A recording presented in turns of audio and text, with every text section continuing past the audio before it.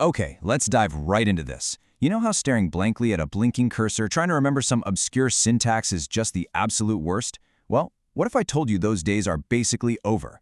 Seriously, what if you could build a complete full-stack application simply by describing its vibe? We're talking about totally bypassing the traditional roadblocks of software creation and using plain, natural language to bring your ideas to life. It's a massive paradigm shift, and today we're going to explore exactly how it all works.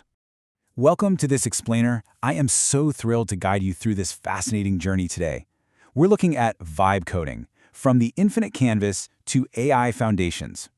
We'll start by checking out the incredible, highly visual way apps are being built right now. And then we're going to peel back the layers to understand the raw, underlying artificial intelligence mechanics that actually make all this magic possible. Here is our roadmap for today. First, welcome to vibe coding. Then, the multi-agent infinite canvas. After that, under the hood, LLMs. Next up, tokenization, words to numbers. And finally, controlling the chaos, temperature. Okay, let's pick things off with Section 1. Welcome to vibe coding and the era of the creative director.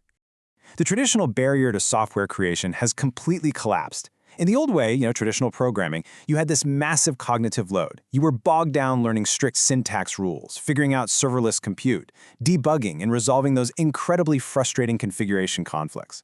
But according to Google Cloud, we've entered a brand new era called vibe coding. Here, your role completely transitions. You are no longer the typist, you are the system architect. You're the creative director. Imagine you want to build and publish your very first portfolio website. You don't start by configuring databases or agonizing over server setups anymore. Instead, you start by directing the AI on the vibe you want, focusing purely on natural language prompts and visual flow, while the AI handles all the heavy lifting of code generation.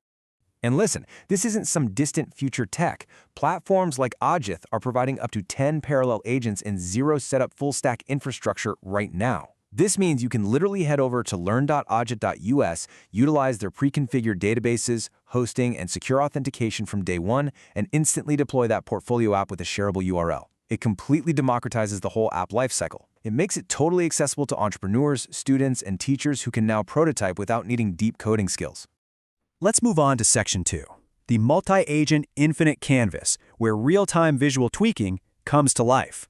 So how do platforms like Ajath actually execute your creative vision without getting stuck in an endless debugging loop?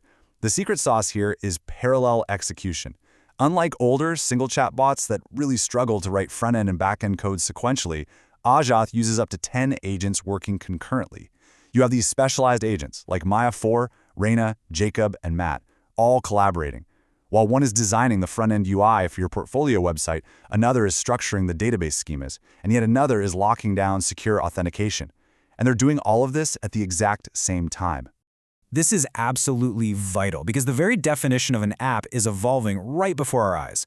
Modern apps are moving way beyond simple CRUD operations, create, read, update, delete. They now incorporate complex agentic reasoning, intricate LLM orchestration, and dynamic data integrations. Platforms now often include over 100 API integrations right out of the box, like Stripe for payments or OpenAI, which makes these instant deployments incredibly powerful.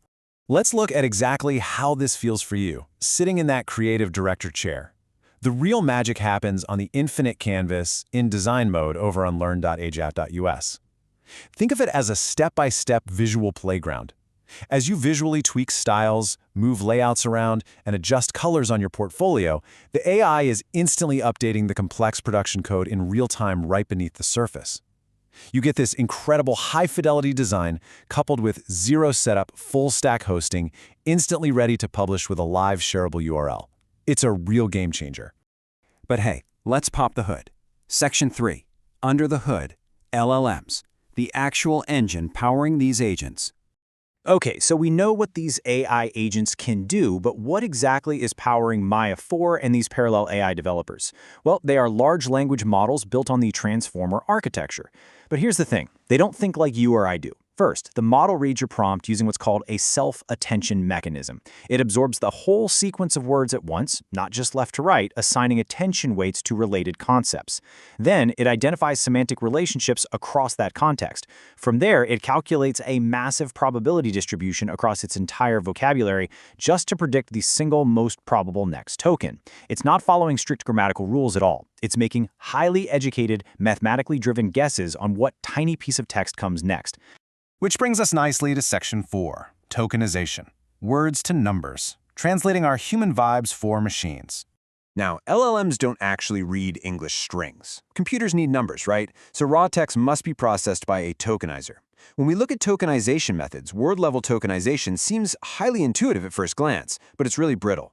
You get this vocabulary explosion where you need different IDs for run, running, and ran, and it completely fails on out-of-vocabulary terms or even simple typos. Character-level tokenization solves that typo problem, sure, but the sequences become insanely long and the AI loses local semantic meaning. That's exactly why subword tokenization, specifically byte pair encoding or BPE, is the GPT industry standard. It elegantly splits complex words into recognizable subunits. For example, it takes the word unhappy and splits it into un and happy. This BPE method builds a beautifully balanced vocabulary for the AI to use. A typical BPE token vocabulary ranges from 30,000 to over 100,000 tokens. Just think about that scale for a second. It gives you a true sense of the vast numerical dictionary your multi-agent developers are pulling from every single time you give them a creative direction on the canvas. Finally, let's talk about Section 5, controlling the chaos and how to actually tune your AI agents. So, the AI calculates the probabilities, but how does it actually choose the final token? That's where product and developer settings come in, acting as levers for your multi-agent developers. The most famous one is temperature. Think of it as a dial controlling the sharpness of the probability distribution. At temperature 0, you have greedy decoding. Basically, it acts like a strict factual librarian, always picking the single highest probability token. This is absolutely crucial for coding where strict consistency really matters. A balanced temperature around 0.7 or 0.8 is the default for creative chat, allowing for diverse responses. And if you crank it above 1.0, well, the AI becomes a wild jazz musician, taking extreme risks which can be wildly creative or, let's be honest, completely nonsensical. As a quick companion to temperature, we have top P, also known as nucleus sampling. This is a setting that keeps the AI's creative freedom a bit more grounded. It limits the candidate token pool by only selecting from the top cumulative probability mass, say the top 90%. So even if your temperature dial is turned way up, top P prevents the model from choosing absurdly low probability words that would make the code or text completely break down. But here is a truly fascinating technical quirk. You'd think setting temperature to 0 guarantees 100% bit-exact determinism in production, right? Actually, no. Why? Because of the physical hardware itself. Due to GPU floating point non-associativity, which is just a fancy way of saying operations processed in parallel on different threads don't always sum up in the exact same mathematical order, and server-side concurrent batching, the exact same prompt can yield tiny differences. You might see 95 to 99% similarity, but not absolute perfection. It's a great reminder that even at the most rigid settings, there is still a tiny bit of a ghost in the machine. Well, we've covered incredible ground today. We journeyed from understanding the raw numbers and tokens predicted by large language models, all the way up to platforms utilizing 10 parallel agents to give you a real-time infinite canvas. The era of syntax struggles is fading fast, replaced by your new role as a creative director. So I'll leave you with this final, provocative thought. Now that you understand the AI engine, and now that the technical barriers to full-stack infrastructure are completely gone, what will you vibe code first?